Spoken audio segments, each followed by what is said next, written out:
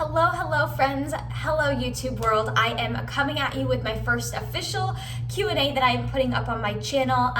For those of you who are new here, I am a bikini competitor, so that is what I'm going to be focusing this Q&A on. So of course I'll do more Q&As in the future, but this one in particular, I put up a Q&A box on my Instagram, got some really awesome questions. I'm gonna try my best to answer as many as possible, but I also don't want this video to be like, an hour long.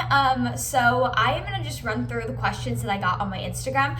I'm old school, and since I'm using my phone to record, I wrote down all of the questions. So without further ado, let's give this Q&A a go. So hopefully you guys enjoy this video. If you do, please like it, please subscribe to my channel, please share the video. But without further ado, let's get right to it. So the first question I got was, how did you know that you were ready to prep? So for those of you who aren't aware, I competed about 4 weeks ago.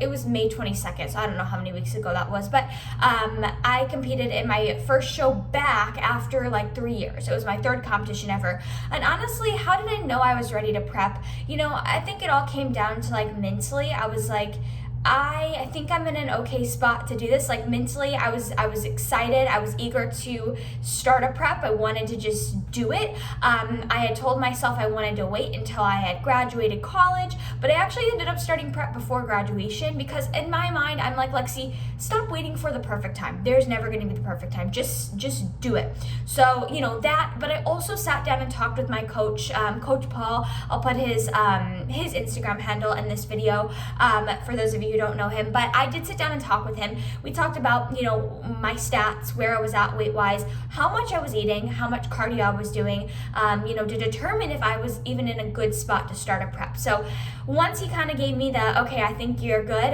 that's when I knew I was ready to prep. So that was a good question.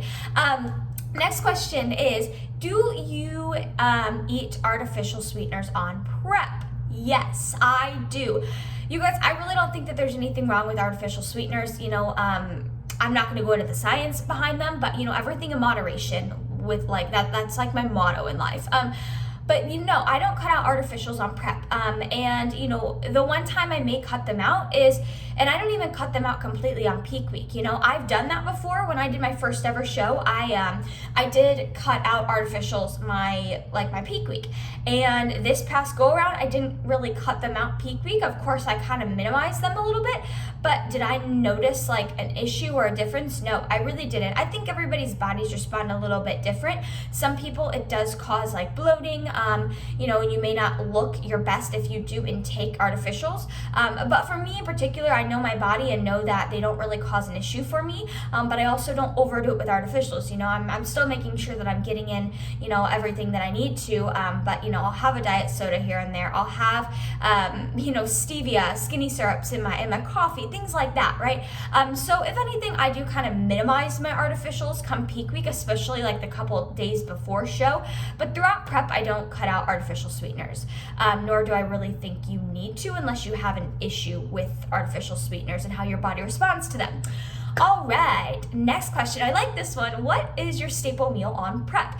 So anybody who follows me on Instagram is probably gonna laugh. You probably know this by now. I put this in my last video, but I would say the one thing that has been such a staple in my prep diet, again, I do macros, I don't do a meal plan, so I can pretty much, I can eat whatever meals I want as long as they fit my macros, but I do stick with a very whole foods approach. I will put that disclaimer out there.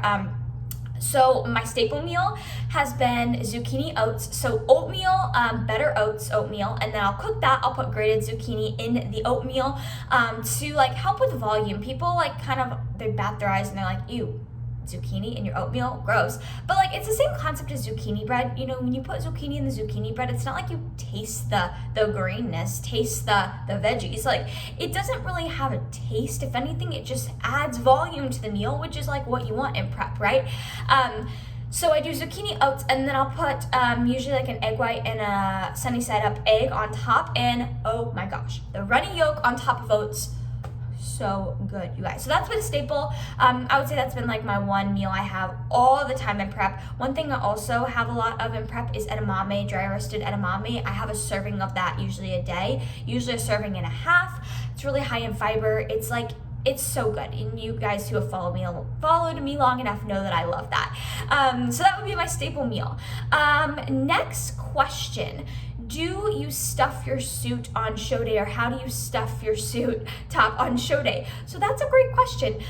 So for those of you who don't know, I did get a breast augmentation, and I can make a whole other separate video on that another time if you guys are interested. So comment below if you are interested in that.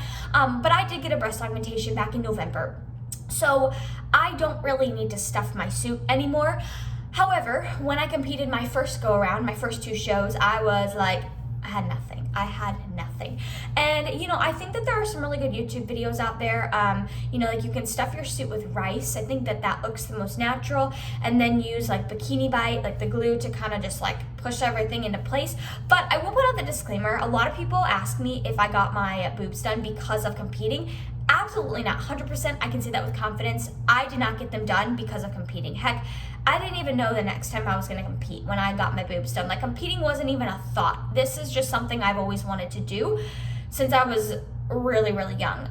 Do I think you need them to compete? Absolutely not. I mean, I know some of the best athletes out there who don't have implants who've done so well. My teammate Raja, she has them now, but she went to the freaking Olympia and she didn't have breast implants. Ashlyn Brown is another really good example. Doesn't have breast implants. She's been to the Olympia, does really well. So you absolutely don't need like breast implants to do well on the bikini stage. Just had to put that disclaimer out there before anybody asks. Okay. This question, my thought on PEDs, would I ever consider using them? Ooh, it's a juicy one. Okay, so I like this question. PEDs, for those of you who don't know, performance enhancing drugs. I'm a natural athlete. I fully intend on being natural for the rest of my career. I want to put the disclaimer out there that I don't have anything against people who use them. Like I have friends who have told me, that they use them, whatever, it's their own decision. And the way I look at it is, and the reason I will never take them myself is I don't want to potentially risk my long-term health for instant gratification. PEDs kind of help to, I would say, enhance and kind of like speed up the process, whether or not you're looking to put on muscle or lean out. It can kind of, I don't know too much about them, but it can kind of make those processes go a little bit quicker, from what I've been told. And I'm not willing to compromise my long-term health just for instant gratification. So there's that. And then also just my mentality, I'm very headstrong, and I would almost feel like a little bit guilty if I did really well, knowing that like I was on PEDs. I would almost feel a little guilty. So it's almost like I want to prove to myself that I can be successful in this sport naturally. I've gotten to where I'm at now naturally.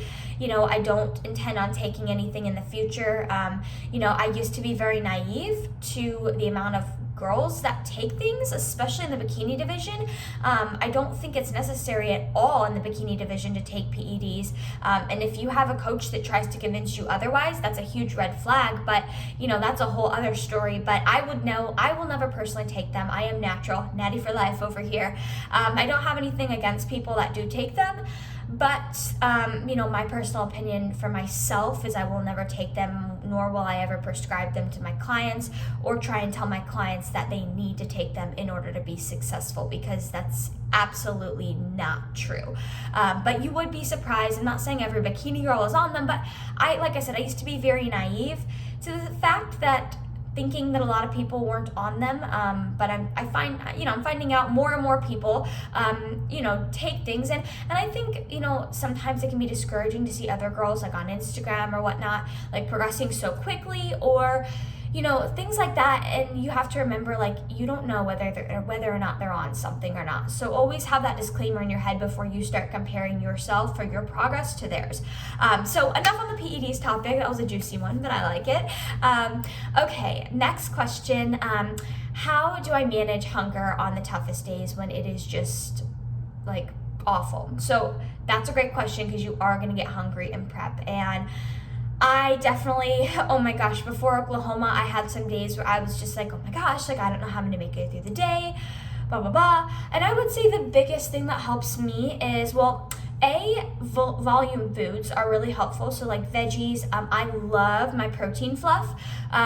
So I would have protein fluff every night, like a scoop of protein, ice, and almond milk blended together for like a long time. And it's essentially the macros only for protein, but it's very voluminous. It would fill me up. So volume foods within moderation. Of course, you don't want to overdo it with the volume. It will upset your stomach if you do, or just cause unnecessary bloating. But other than that, staying busy really helps. I know sometimes in prep you are hungry, irritable, you don't want to be around people, but I find that it does help when you are, around somebody rather than just being alone and being in your thoughts and like just thinking about food.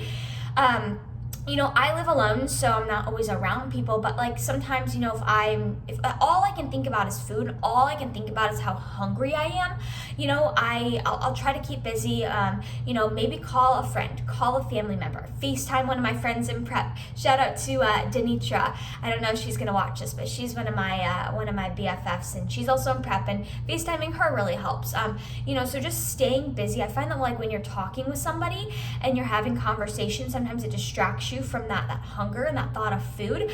Also, utilize, 0-calorie drinks, everything in moderation, right? Make sure you're hydrated. Stay hydrated with your water. I love Gatorade Zeros. A Diet Coke isn't bad here and there. I also love sipping on decaf coffee. It's amazing. Love decaf coffee. I'll add, have decaf coffee with a little bit of almond milk, some skinny syrup, and some stevia, and it is, so good. So that would be kind of how I got through my toughest days. And, also remembering that it's only temporary. Chances are you may have one day where you're like super hungry. All you can think about is hunger. And then the next day, you wake up and you're like, okay, things aren't as bad. That's what I tend to notice in prep is there's a lot of really good days and also really bad days. It's like there's no in between. So I think also just remembering that, that just because you're having a day where you're super hungry or super, just having a really bad day, chances are the next day is going to be a little bit better. I always tell people the toughest days make you tougher and then make you appreciate the normal days that much more. Okay, next question. Would you explain how training during peak week differs from your normal training throughout prep? So yeah, great question. So this is going to differ, I think, with every athlete and kind of what your coach prescribes you to do. My coach in particular has me training all the way up until show day.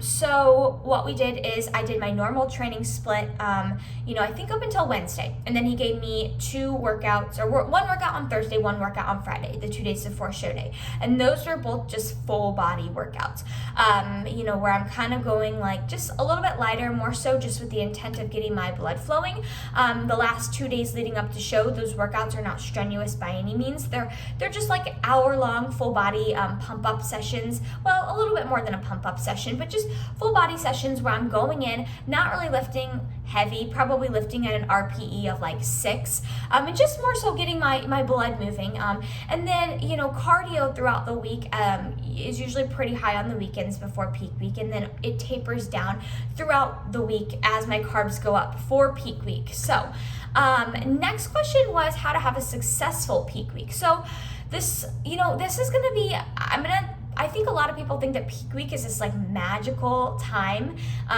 for prep, but it really isn't. It's not like you're going to notice like these instantaneous, like crazy results within peak week. My biggest piece of advice for anybody who's prepping or anybody thinking about prepping is, if you want to have a successful peak week, be ready before peak week. If you're not already stage lean for peak week, you're not going to really notice a huge difference in the manipulations during peak week. Peak week truly only works if you're already stage lean beforehand. I can't really give an exact how to have a successful peak week because every coach has a bit of a different protocol, but I can tell you first and foremost, like my protocol with my coach, what he prescribed me and what I prescribe, a lot of my clients is going to be a slow, it's going to be a backload with the carbs. So slowly tapering up your carbs throughout the week.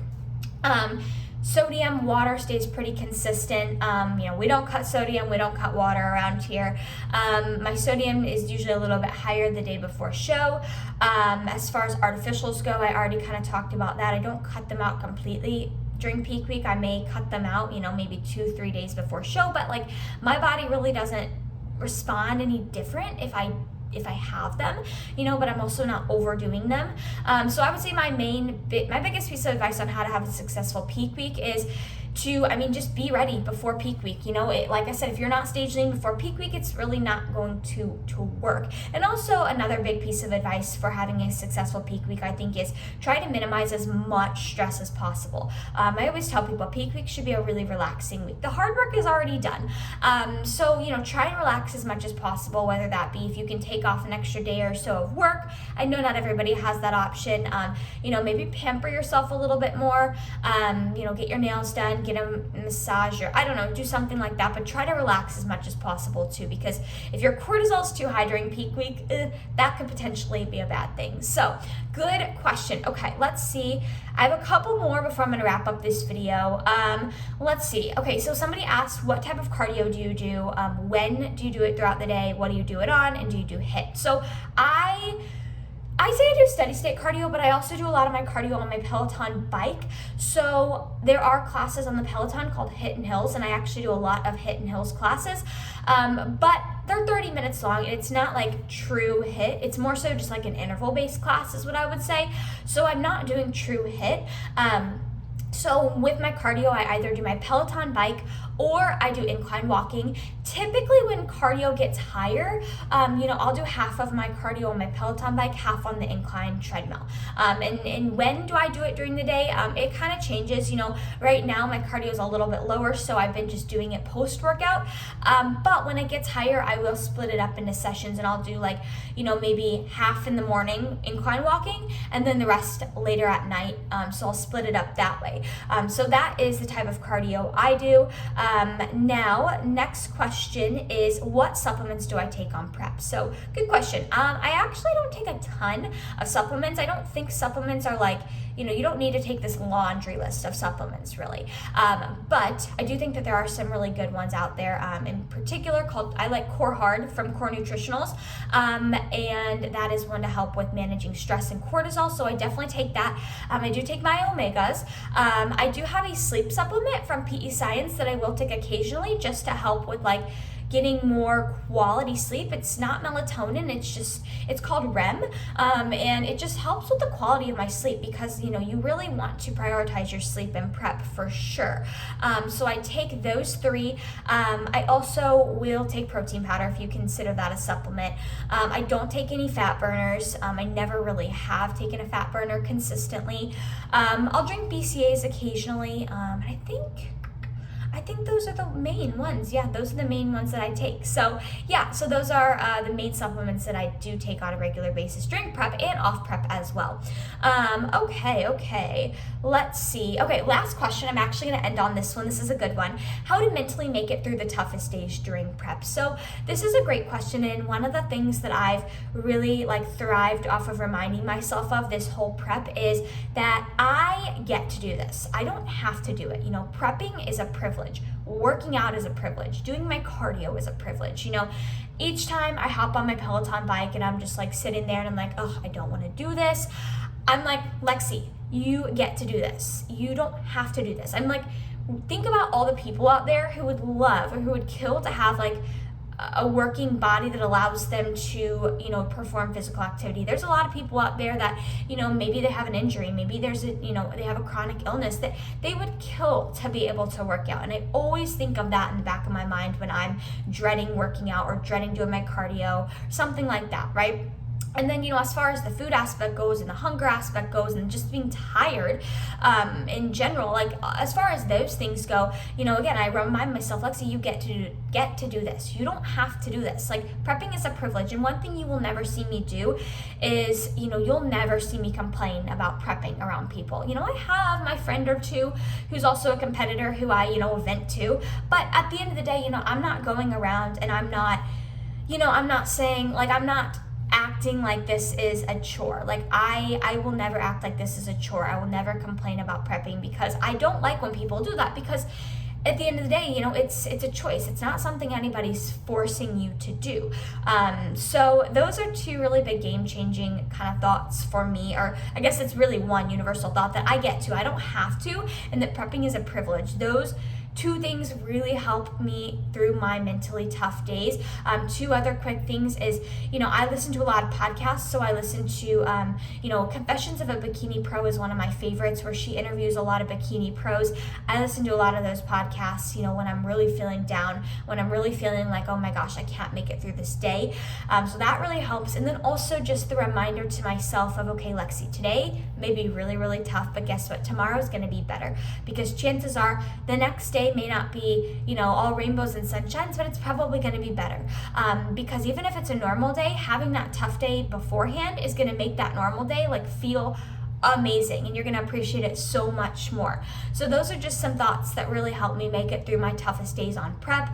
And also, if you have the privilege, if you live in an area where there are a lot of shows, even in prep, try to go to shows as much as you can, because that really is going to reignite your fire, and going to the shows is going to remind you, okay, I can make it through this. There's a reason I'm doing this. Shows are freaking incredible. So I missed one last question I do want to answer, so this will be officially the last question.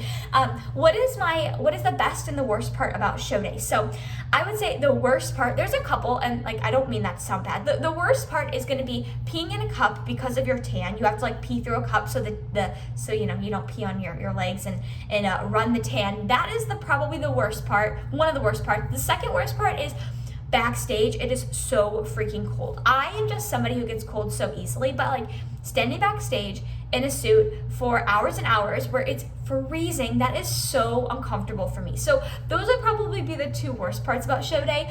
I would say the best part about show day, there are so many, but I would say the best part about show day is honestly the people you meet. You will meet a lot of amazing people. I mean, you can be a little hermit backstage and not talk to anybody, but that's not fun. Make friends. That is one of the best parts about show day.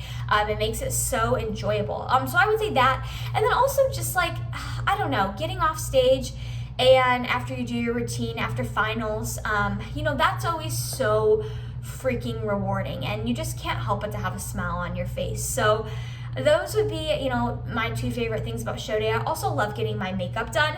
That is one of my favorite parts about show day too. I personally get my makeup professionally done because I don't think I could do it on my own. Now, maybe down the line, I'll do it on my own. So unfortunately, I don't have any tips for doing makeup if you're doing it yourself, but there are a lot of good resources out there. Natalie Matthews, Fit Vegan Chef on Instagram, has some videos about doing your stage day makeup. If you are interested in that, little shameless plug there. But those are my favorite parts of show day. It is super fun. It is. I love it. I just can't wait to do it all over again. My next show is July 31st, so I'm super stoked for that. So depending on how I do at that show, we'll see what happens. Going from there, as far as if I'm going to wrap up my season there or take it farther, we shall see. One thing about me is I'm not in a rush, to get on stage. If I need to take the rest of the year after my next show to build, to grow, to be competitive, I'm totally fine if I need to do that. The stage will absolutely always be there, and I know that, and I would prefer to take the quality time to be competitive rather than to rush the process and step on stage not being at my best and not being competitive, so to say. So based on what happens July 31st at Battle of the Bodies, we will see what happens from there. So anyways, I'm gonna wrap up this video here. It was a little bit of a longer one, but hopefully you guys enjoyed it. Hopefully if you're doing some cardio, it's got you through some of your cardio. But thank you guys for watching. Please like this video, please subscribe, please comment below if there was anything that stuck out to you in this video or anything you want to see in future videos, but I really appreciate your guys' support. Follow me on Instagram if you are not already. I'll link my Instagram handle in this video or at the end of this video, so you have that if you are just now discovering me on YouTube.